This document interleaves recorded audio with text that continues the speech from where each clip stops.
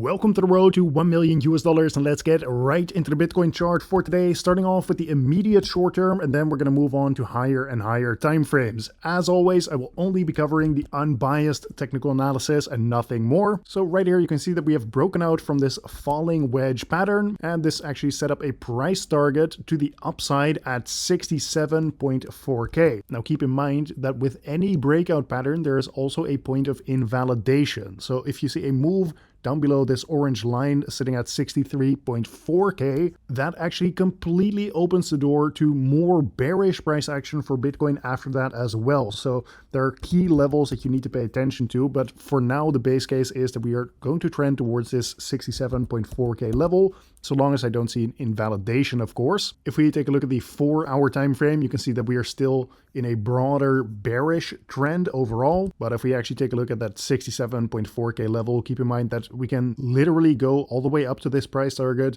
roll over from there, and we would still be in this same bearish trend. So obviously, there is a difference between the different time frames. We also still have this hidden bearish divergence playing out, which is when you have lower highs in the Bitcoin price and higher highs in the RSI momentum indicator. Typically, this points towards us getting a break from all of this bullish price action we saw up to that point, and usually it plays out either in the form of some choppy sideways price action or potentially some bearish momentum. So once again, there is a difference in signals between the short term here and the immediate short term. Now zooming out to the 6-hour time frame, here you can see that we have broken down below this horizontal range that we were trading in. So this is of course going to be a bearish signal. What we are currently looking out for is if we reach this 65k level, are we seeing a rejection from there or actually breaking above and perhaps getting that move up to 67.4k. Either way, that 65k level is a key area to pay attention to. Notice as well that we have an expansion going on in the Bollinger Bands, so this means that we should be open to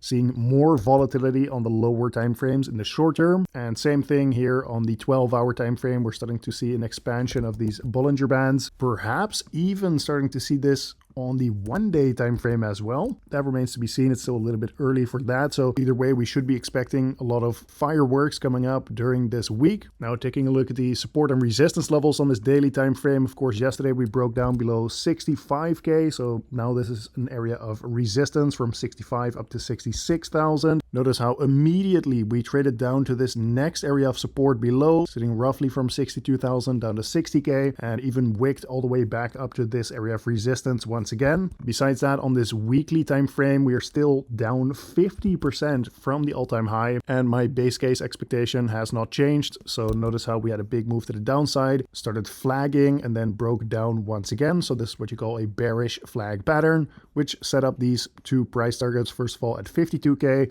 and the second target at 45,000 in the Bitcoin price. So this remains my base case, even if we do get some kind of short-term move to the upside, so long as we don't see a move above 87,000 in the Bitcoin price. To me, it still seems more likely that even if we do something crazy like this, more likely than not, we are still going down towards those price targets. Moving on to the Bitcoin ETF flow tables. Yesterday, we saw another massive outflow from these Bitcoin ETFs, over $200 million flowing out in a single day of trading, continuing this streak of just massive outflows every single day. So for now, these Bitcoin ETF traders are still having a downwards pressuring effect on the Bitcoin price. Next, taking a look at the Bitcoin liquidity analysis. First of all, over the past 3 days here, most of the liquidity is sitting to the upside at 65.4k. However, if we zoom out to this 2-week time frame, for example, you can see that there's a bunch more liquidity sitting at around 69k in the Bitcoin price. And therefore, so long as we have not seen an invalidation of this reversal pattern on the lower time frames, I'm completely open to us reaching this target and possibly even overshooting this to come grab a bunch of liquidity just above this area of resistance.